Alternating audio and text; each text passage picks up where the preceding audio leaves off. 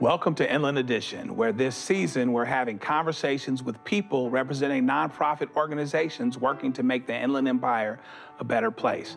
My name is Joe Richardson. I'm an Inland Empire resident, an attorney, and your host.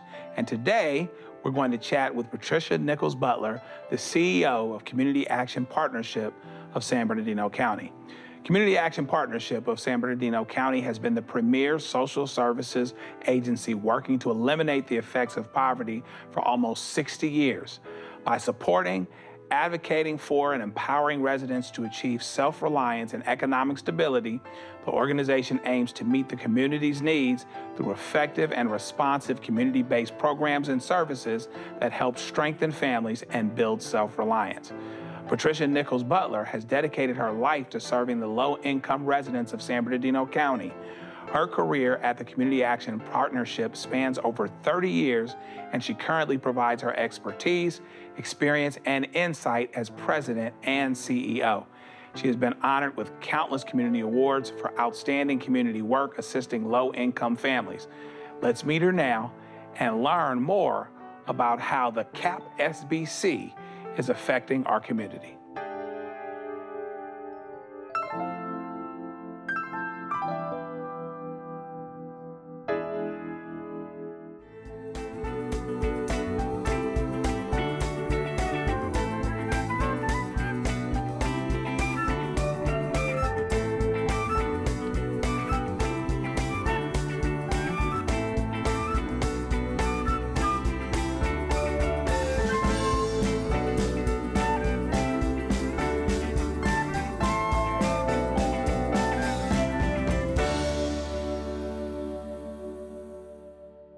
So, Patricia Nichols Butler, the executive director and the CEO of CAP of San Bernardino County, welcome to Inland Edition. Thank you for having me. Thank you so much for being here. I feel like I know you already because, we know who you are. It's just kind of like that. But here's what I like to do. Let's build the house a little bit. So. Okay.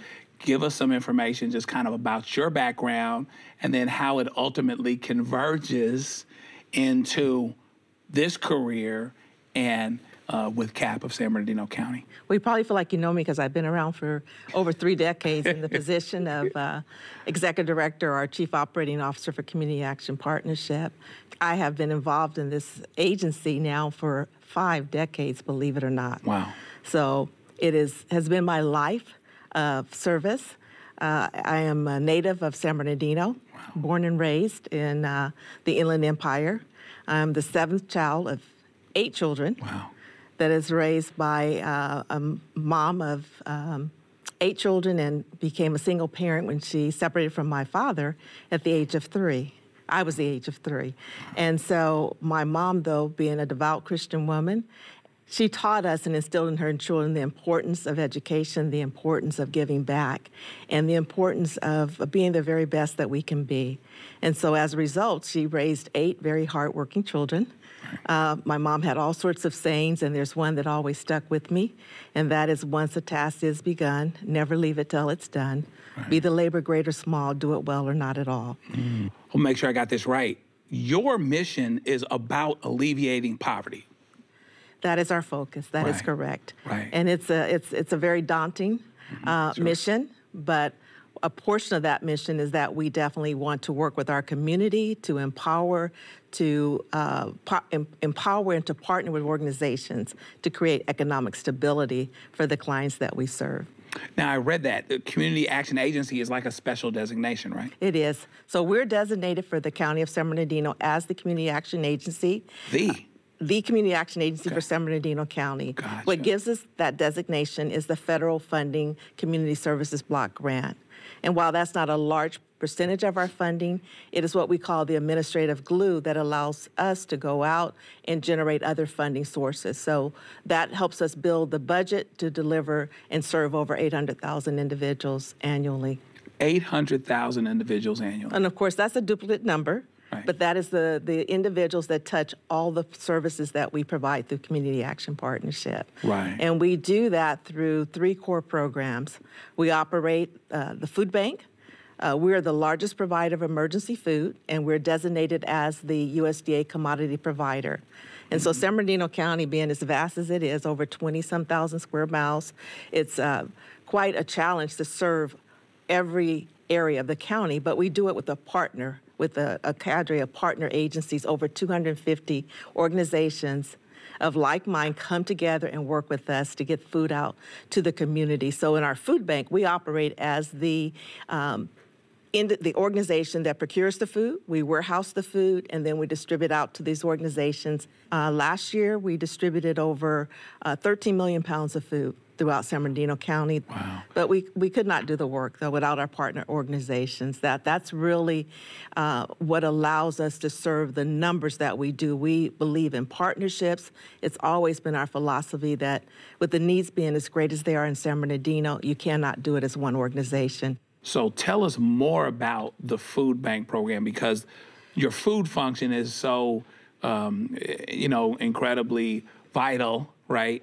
And I feel like I'm understating it. There's something else to know about it. So tell us more about that. We are also partnering with our community college districts. In fact, right on the campus of San Bernardino Valley College, we have a campus cupboard program that offers food, hygiene items, diapers. We determined that through a needs assessment and also a poverty symposium that many of the students that come to school every day did not have adequate food. So with that, we have partnered with nearly 17 campuses, including the elementary schools, to have on-site a campus cupboard program. In addition to that, we have a senior choice program, and that is a farmer's market approach to where we take fresh fruits and vegetables, go to various senior living sites, and distribute out food so they can come and shop and pick whatever food that they desire that meets with their nutritional requirements, and that is all provided to them free of charge. Now, do you similarly have collaborations with organizations as it pertains to other services, other things that you do in addition to food? Absolutely. So talk about that some. So we operate 3 core programs, the food bank being one of them. Our family development program is another program where we provide transitional housing. We do emergency services. We have a VITA program. In the VITA program, we definitely partner with organizations to do tax preparation. Our focus is to get the EITC credit. We know that in California, too many people leave money on the table that has been uncollected. So during the tax season, we provide a free tax service. That is a partnership with IRS and other partner organizations, volunteers who want to come in and do tax preparation for our clients. We also do rental assistance.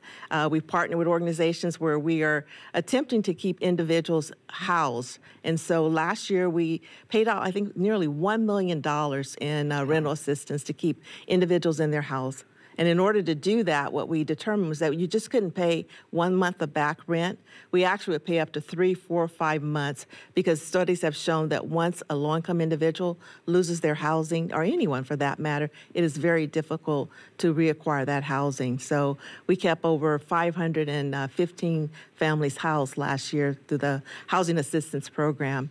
And when we do the emergency housing, we partner with organizations that also have the ability to transition them from emergency housing on into permanent housing. Wow. Now tell me about how one would qualify, for instance, for housing benefits in your program. So all of our programs are based on income, and the guidelines we use are the federal poverty guidelines. Okay. So for a family of 4 on an annual income, that would be about $31,200 or $2,600 a month. So you can see how difficult, that's at 100% of the poverty level. So that would tell you how difficult it is for a family to sustain and meet all their basic needs on that level of income. So when we're talking about, and I'm jumping around, when we go back to food distribution, is there necessarily a qualification other than someone showing up at a place where it would be distributed? So unlike most of our programs with the food USDA commodities, an individual can actually self-certify. Gotcha. And that's the beauty of that program. Right. We all know that food is the most basic human need, so there isn't a lot of paperwork. You simply sign that you meet the eligibility criteria, and we are able to provide the food to you. I think you said you had 3 core programs. Yes. What's the third one? Energy Education Environmental Services. Okay, there you go. And in most organizations, that's kind of unique because we are licensed by the state of California. We hire all of our workers to go in, and they're trained to perform energy efficient measures in a home. Really? So the weatherization program is focused on helping low-income individuals reduce their energy consumption because we know they spend a disproportionate amount of their income on energy costs. So through that program, we're doing weatherization services. We go out, we do an energy audit with our trained staff and determine what measures can be installed in the home and go in and it's really a health and safety for the families as well. So you get a significant amount of funding from the government. Yes, we do. Well, now what about other sources? So about 75% of our budget is federal funding. Another 13% is through local, whether that's where we apply for grants with the county or with the various cities. And then the remainder of that, the 13%, is what we're able to generate in terms of donations. How big is your staff? We're at 137 staff. And how do they split up in terms of the functions that they do? The large percentage of our staff are entry level or just above entry level. With the weatherization or the Energy Education Environmental Services being our largest program, of course, that is the largest number of employees that we have. About 60% are housed in the EASE program. Right. And then the rest were sprinkled through our food bank and our family development program. Okay, wow. Okay, great. Yeah, that's a key question that I don't always ask. I see if someone wants to advance it and volunteer it, right? But, for somebody that's coming and giving, they're going to want to know, okay, effectively, how efficient are you, right? Yes. You know what I mean? And so thank you for volunteering that number. Now people can know it's nothing to hide, and so no, that's fantastic. And you guys have got a big ship over there, so you really have to be, efficient. I think everyone does, but it's all the more important because there's so much at stake there. Absolutely. And what we're always trying to do is to see how we can innovate our services. Right. So look for new ways to serve the community. Right. We're still dealing with the impact of COVID. So last year we added mobile services to our programs. Sure. So we have a mobile shower, laundry services on there, and you can have the washer and the dryer, and then we have a laundry mobile unit. Right. 8 washers and 8 dryers. Our thought was that we can go out to various homeless encampments and be able to provide individuals with the opportunity to take a shower, get cleaned up, connect them to services, and ultimately be able to get them housed. So we have the benefit of your experience because you've been involved for so long.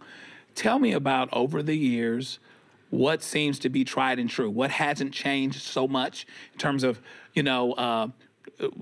people's fundamental and core needs, or how people respond or what they respond to, and what seems to have changed quite a bit? This used to be this way, but this is really different now. Mm-hmm. Anything come to mind? Well, what I find is that when we have to do a biannual needs assessment. Okay. And that kind of dictates what are the needs in the community, what are our programs, where are there gaps in services. And what I found over all those years, the needs haven't really changed. Mm. The problems have increased in terms of our homeless problem. That has been an eye-opener to really see the level of homelessness that we are experiencing in our county and our cities. Mm-hmm. So for me, that's one of the areas that I'm hopeful that we can have a greater impact on, is truly addressing the needs of the homeless and getting the unhoused housed. What's the best way people in the community can get a window on what CAP is doing? Oh, our website. Right. Our website, we have all of our services. Even if you want to apply for services, there are links to the application for all of our services, whether it's in our food bank or whether it's in our EASE program, our family development program. What are the things that you would say from a wish list standpoint, things that you would like to see you be able to do more of? Here's what's happening tomorrow, as we look around the corner, and here's a need that we really have to meet, that we'd like to meet on another level. I'm sure you must have some thoughts on that. Yes, as an organization that is focused on eliminating poverty, a lot of our programs are not geared towards employment. I would like to see a greater emphasis on employment, removing barriers to employment. Most of our programs operate with an educational component, so I like that. It's just not a handout program. We're actually teaching individuals, for example, with the Energy Education Environmental Services, how do you make sure you're not going to get another $1,000 utility bill? So we bring them in, we educate them. So more emphasis on training. One of the areas as a part of our strategic plan that we're focused on is financial empowerment. We want to be able to have financial literacy throughout our family development program. Anytime we touch a client, we want to be able to educate them on how to spend their resources. Do you ever feel like the Inland Empire gets left out a little bit because we're not LA and we're not San Francisco? Do you find that in terms of, I'm trying to get, X or Y or Z happen, and it's like, no, we're not LA. Larger land area than LA and some of that type. Talk about that a little bit, because I'm sure you must sometimes feel like you're swimming upstream just a little bit. Absolutely. As a nonprofit, it's been proven. Studies have shown that we do not receive the same level of funding, particularly in the Inland Empire. Right. The amount of private sector funding coming into San Bernardino County is even lower than what's coming to Riverside per capita. So it is very difficult, because it seems like the only worthy news is what's happening in Los Angeles and not what's happening in the Inland Empire. So there has been, through the Community Foundation, a focus on really calling attention to what the nonprofits are doing and working with our funders to be able to direct more funding into the Inland Empire. I imagine you must feel the squeeze of, for lack of a better term, of the idea that just everything is more expensive for all of us, whether we can afford it or not. And so now you've got a group of people that have to eat, have to be housed, et cetera. But there's this larger level. It's a larger mountain to climb, and that must be quite a pull on resources in terms of you understanding, like, if we were able to house X number of people last year, it cost this amount. But as a practical matter, for us to do the same thing, it will probably cost more. Absolutely. And what we do, talk about that, because that must be amazing, because everything is more expensive. Everything costs more. We have to be competitive as a nonprofit. So if we want to retain, the best staff, we want to be able to pay them a livable wage. Just starting with that and the work that they do each and every day. So being able to keep up with our competitors, it's really important that the funding that comes in addresses not only the services aspect, but also as I mentioned, the infrastructure for our organization. Typically, most of the contracts will cover a direct service. With us being federally funded, there's a formula that takes into consideration the unemployment rate, the poverty population. And so it's kind of unique as a community action agency. Sometimes when the needs are greater because the unemployment rate has increased, we'll actually get additional funding. But most times that funding does not allow us to do things outside of direct services. It must be amazing that you are part of an organization, the head of an organization, no less, whose mission seems to sell itself. Well, that is the beauty of it. And people say, in this day and time, to be on a job for 5 decades is like, right, why? Yeah. That's amazing. Why? Yeah. Well, it didn't take me long to figure out, you can check off different parts of your life. Right. And the ability for me to say that I can help people, change lives, and be in a career that I love to do, it was a no-brainer for me. In fact, when you get, I guess when you get community action in your blood, it's hard to get it out of it. Right. Because on any given day, even as the CEO of the organization, I sometimes don't necessarily get to see every client that walks through the door. But when I go out to our community events, when we're doing community engagement, I see the faces on the clients that we're serving, the appreciation for the work that we're doing, and just the impact of what we're having in the community. Yeah. And I know that we can always do more. Yeah. And so I just love the fact that we're an organization that is all about helping people and changing lives. So I feel very blessed to be a part of an organization where I can have a career and then be able to do something wonderful for the community. Right. So let's look in the crystal ball And my dad used to always tell me and I've said this on the show before, so for the people that watch the show a lot, you probably know what I'm getting ready to say. When I would ask him if I could do something and he would say no, and I would want to hem and haw about it, and at some point he brought me to a point and he would say, Joe Jr., you're looking to the corner and I'm looking around it. So when you look around the corner in terms of needs and how they won't get any smaller, and the challenges that you have, as well as the hopes and the wishes that you have for your organization, tell us kind of what you see CAP,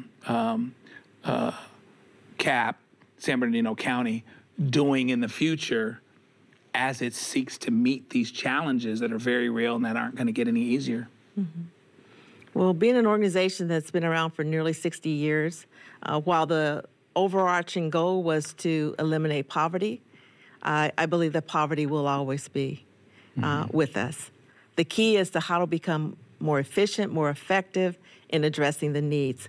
And I believe that's a result of us building partnerships and collaborations and not duplicating services, but being able to build on what other organizations are doing.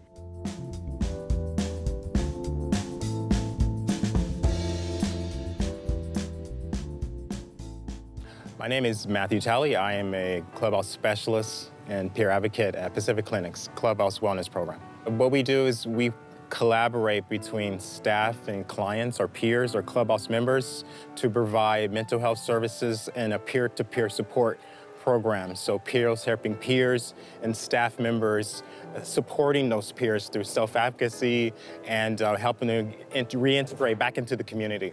It's really important for us to connect with Community Action Partnership because what it does is helps our clients, our members, get back and give back to the community. When we share and when we give to others, it helps take the focus off ourselves or maybe our mental health challenges.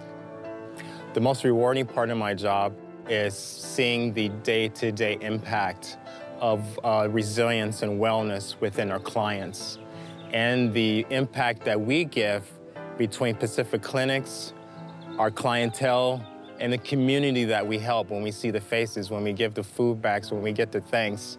Not that we need that reward, but it's just when we're giving and that impact, that human-to-human interaction is the most rewarding for me and our staff.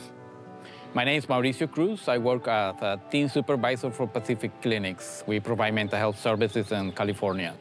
We've been doing food distributions probably more than 10 years. We're working in collaboration with them. It's a very special day for our clubhouses. We provide mental health services that we have our clients helping to put all together all the food and the bags that we give to the community. So right now we have distributions and needles. We have distributions in Jaca Valley and we have distributions in Lucerne Valley. Which it means that, we prepare all the boxes, we put all the food together, and then we have a special day for the community so they can come to pick up the food from us. And also, I can tell you, I work in person right there I can see the community, I can see the need of the community. I can see people waiting maybe for 3 or 4 hours under the sun just to get a box of food because that's how much we need it.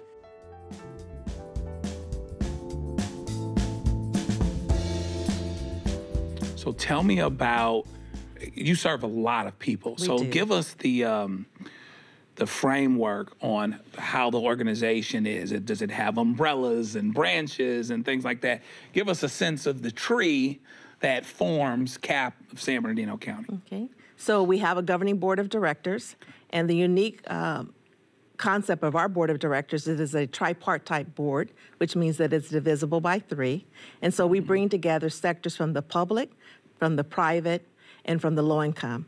They don't have to be low income themselves, but they must have the pulse on what's happening in the low income community. Sure. At the public level, we bring together individuals that are holding an office. They're elected officials. They either serve on the board or have representatives themselves.